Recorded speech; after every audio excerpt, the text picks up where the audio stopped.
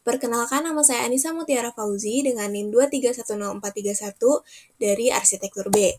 Pada kesempatan kali ini, saya akan menjelaskan mengenai analisis statistika deskriptif.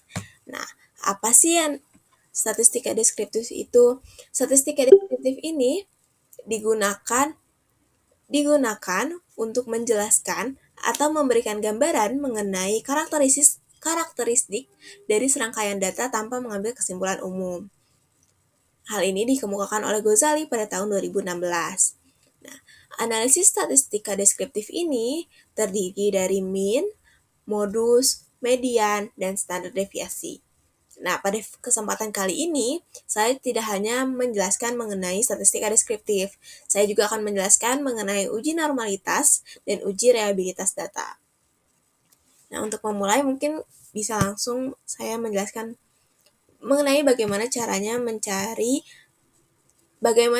melakukan analisis statistika deskriptif. Nah, sebelum memulai, pastikan Anda telah memiliki data yang akan Anda analisis. Selanjutnya, Anda bisa klik Analyze, lalu Descriptive Statistic, pilih frekuensi. Selanjutnya, masukkan variabel yang akan diuji ke dalam variables. Lalu Anda bisa memilih statistik dan memilih apa yang Anda butuh dalam hasilnya, seperti mean, median, mode, dan standar deviasi. Lalu klik Continue. Selanjutnya Anda bisa klik Charts, lalu memilih histogram, dan klik Show Normal Curve on Histogram. Lalu Anda bisa langsung pencet OK. Setelah itu Anda bisa menunggu beberapa saat untuk mendapatkan hasilnya. Dari hasil yang didapat, kita bisa melihat di tabel statistik berikut. Di sini kita bisa melihat mean, median, dan lainnya dari setiap variabel yang kita uji. Mungkin itu mengenai bagaimana caranya menganalisis statistika deskriptif. Selanjutnya, saya akan menjelaskan mengenai uji normalitas data.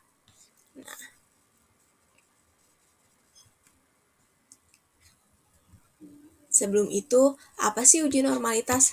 Uji normalitas data itu sendiri bertujuan untuk menilai sebaran data pada sebuah kelompok data atau variabel. Apakah data tersebut mempunyai distribusi yang normal atau tidak. Hal ini bisa dilihat dari nilai signifikannya. Apabila nilai signifikannya kurang dari 0,05, maka data tersebut dianggap tidak berdistribusi normal. Sedangkan apabila nilai signifikannya lebih besar dari 0,05, maka data tersebut dapat dianggap berdistribusi normal. Nah, cara melakukan uji normalitas data, yang pertama Anda bisa mengklik Analyze, lalu Anda bisa memilih Descriptive Statistic, lalu memilih Explore. Selanjutnya, masukkan seluruh variabel yang ingin Anda uji ke dalam dependent list. Lalu Anda bisa mengklik statistik dan pastikan Anda memilih deskriptif dengan confidence intervalnya 95%. Lalu pilih plots, Anda bisa memilih histogram, lalu mengklik normality plots with test. Lalu Anda klik continue, lalu Anda bisa langsung mengklik OK. Selanjutnya kita hanya tinggal menunggu hasilnya saja. Nah, dari hasilnya sendiri, kita bisa mencari ke tabel yang test of normality ini. Di sini kita bisa melihat nilai signifikan yang dimaksud. Nah, di sini dari setiap variabel tuh ada 2 nilai signifikan.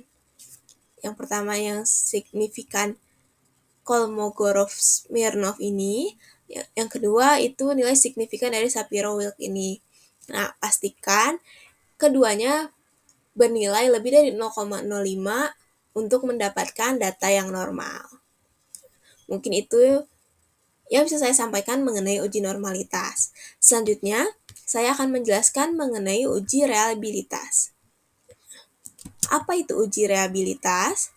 Uji reliabilitas sendiri bertujuan untuk melihat sejauh mana hasil pengukuran dengan menggunakan objek yang sama akan menghasilkan data yang sama.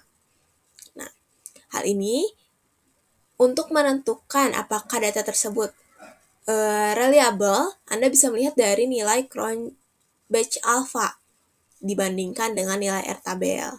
Nah, mungkin kita bisa langsung melihat bagaimana cara melakukan uji reliabilitas. Yang pertama, Anda bisa klik Analyze, lalu pilih Scale, lalu pilih yang Reliability Analysis. Selanjutnya, masukkan variabel yang akan Anda uji ke Items. Nah, setelah semuanya masuk ke dalam Items, klik Statistik, Anda bisa mengklik yang Scale if item delayed. Selanjutnya, pastikan model di bawah variabel itu tertulis alpha. Selanjutnya Anda bisa langsung klik OK. Nah,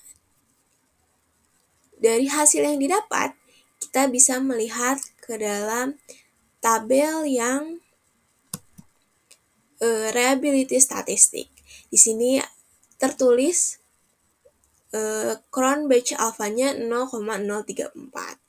Lalu, Cron Batch Alpha-nya ini kita bandingkan dengan nilai R-tabel. Nah, apabila Cron Batch Alpha ini lebih besar dibanding R-tabel, maka data tersebut bisa dikatakan reliable. Mungkin sekian penjelasan saya mengenai analisis statistika deskriptif, uji normalitas, dan uji reliabilitas. Sampai bertemu di video selanjutnya. Bye!